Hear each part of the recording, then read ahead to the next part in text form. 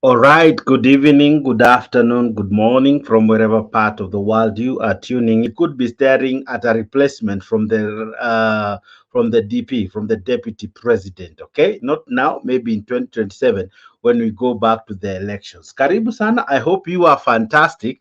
I'm equally doing quite fine, and I know you are doing quite well yourself. Welcome to this show. This is your host Jix, and I am glad to be part of this great conversation. Karibu tu sana.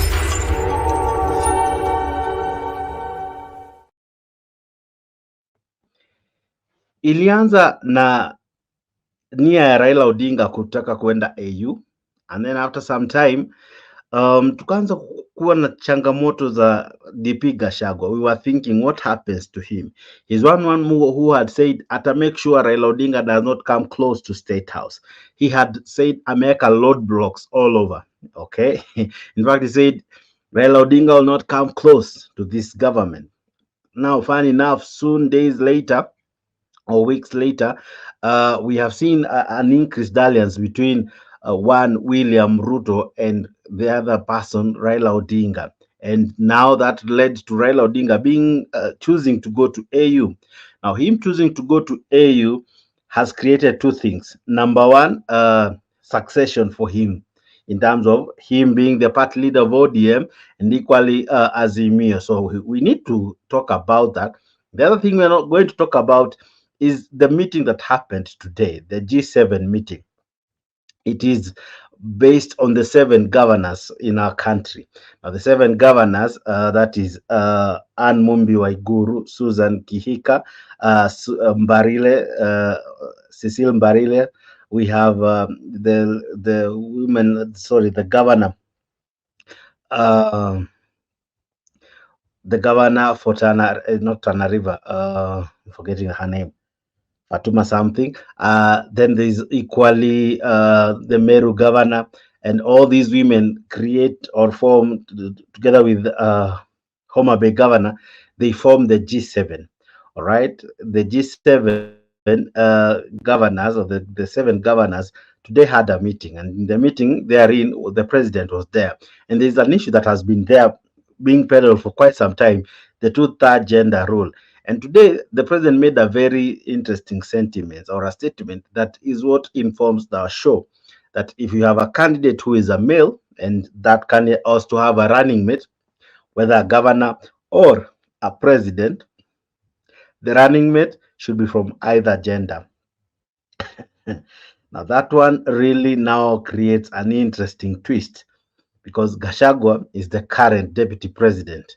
If this was to take in effect come 2027, it means Gachagua will be a one-term deputy president. Or could the vice versa be true? Will William Ruto say, now that Gachagua I have served as a president for one term and I want to change some things, can you be the president and then you look for a female running mate? Anyway, that one I'm sure cannot even happen. But if that was true, could we be seeing at a change in leadership? Could we be seeing at a change in leadership come 2027? And who could be the female candidate?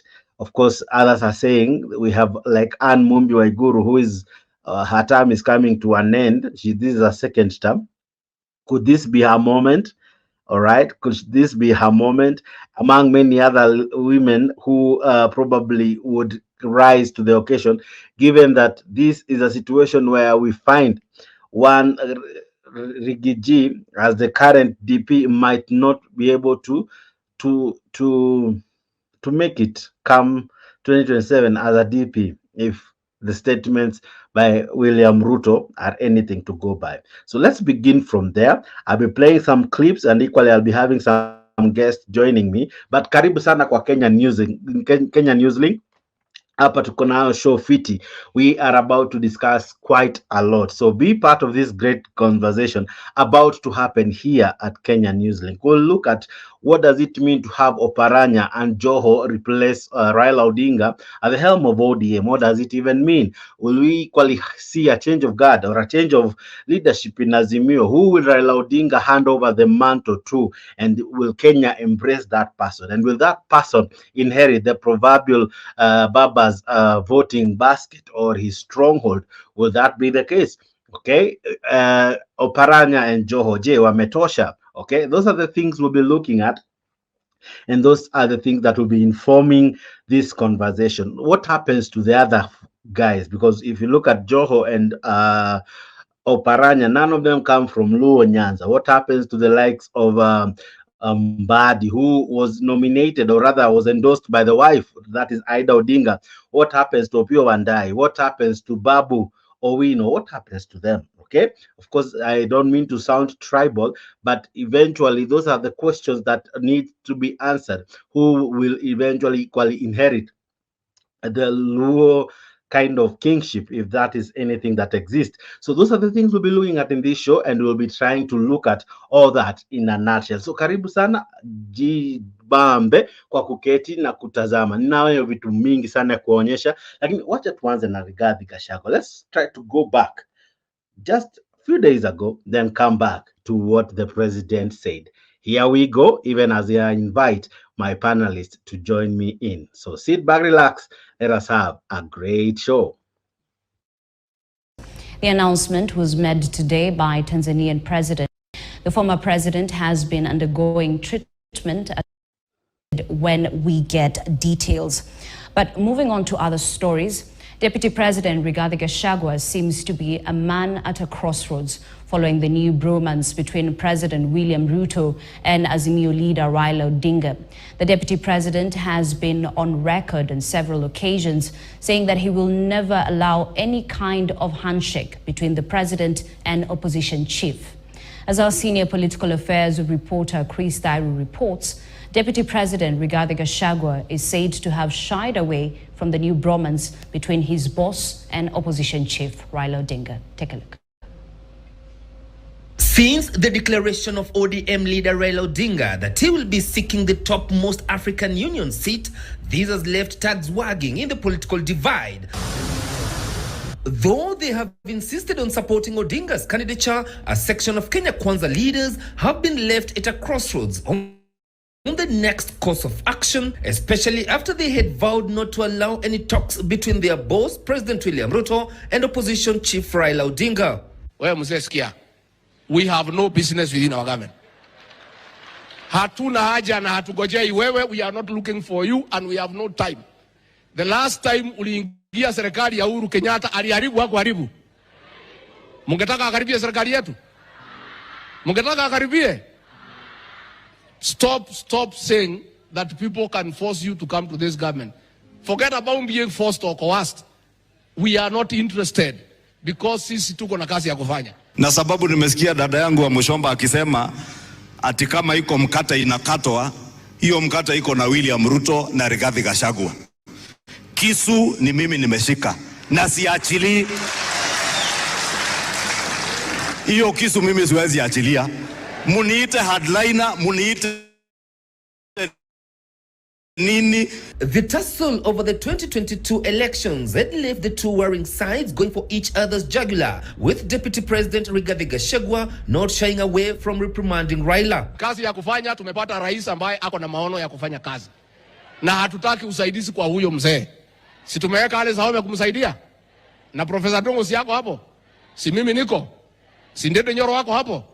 Usaidizi gani mwingine angetaka kutoka pande hiyo? Hawa wakae huko wafanye kazi ya oversight. Hiyo watu wakijaribu kukaribia State House, nimeweka mitego kila njia wanaweza pitia, hakuna pahali wanaweza pitia. The DP will go ahead to poke fun on Odinga's arrival at the climate change conference in Nairobi last year. Sisi ndio tumewaharibu.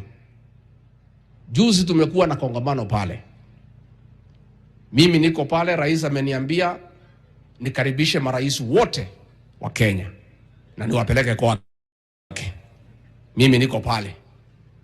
Nimekaribisha marais, napelekea rais, nakaribisha, napeleka, nakaribisha, nakipeleka. Sasa ile mzee sijui alipitia wapi. Sasa nikiwa nimekaa pale nauliza hii ni rais ya wapi? Kufunguliwa ni ile mzee ya maandamano.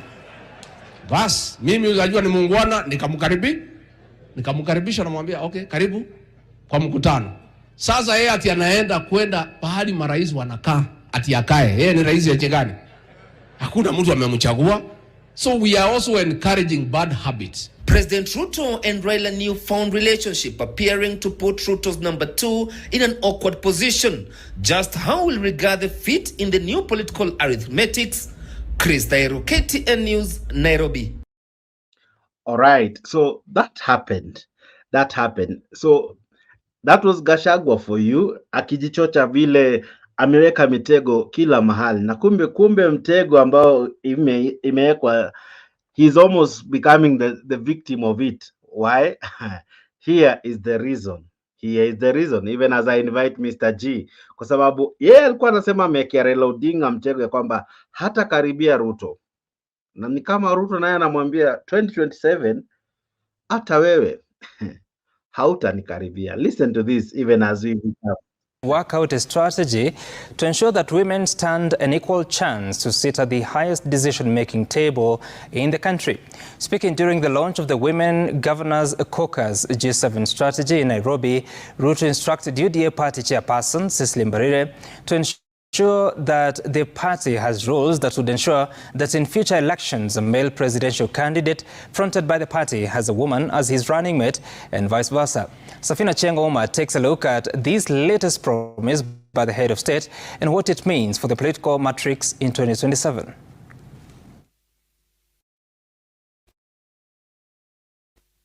It was during the launch of the Women Governors Caucus G7 strategy in Nairobi that President William Ruto sustained his commitment to ensure that the dream of achieving the elusive two-thirds gender rule in leadership is realized during his term in office. It has been a back and forth for now over 10 years. I want to commit to the women of Kenya that this time round, we will make sure that the two-thirds gender rule is attained. Amidst ululation from the women leaders, Ruto would make yet another promise, working out a strategy to ensure that women stand an equal chance to sit at the highest decision-making table in the country. When Rigiji and myself tukifika hapo mbele na tumepangana, tumekubaliana vile itaenda, we must also agree that going forward, if a man is a candidate for president in our party, the woman must be the runner. This promise, if fulfilled, could disrupt the 2027 political matrix, a supposed gentleman's agreement that will see Ruto's deputy Rigathi Gachagua become his successor when he exits power. A pact that is now in a state of limbo, all courtesy of President Ruto's latest remarks. The future elections start with the 2027 general election, which, if President Ruto decides to defend his seat and fulfills his promise to women to have a female running mate, it would mean that his current deputy may not be in the equation and not be the second in command in the next government and vice versa. But how soon is soon?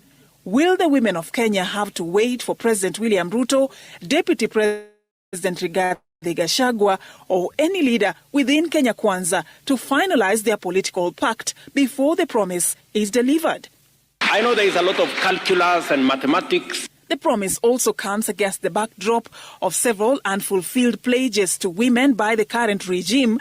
Key among them is the commitment to ensure that 50% of his cabinet, among other appointive positions, will be reserved for women, which he made in June 2022, less than 2 months to the general election. We shall allocate 50%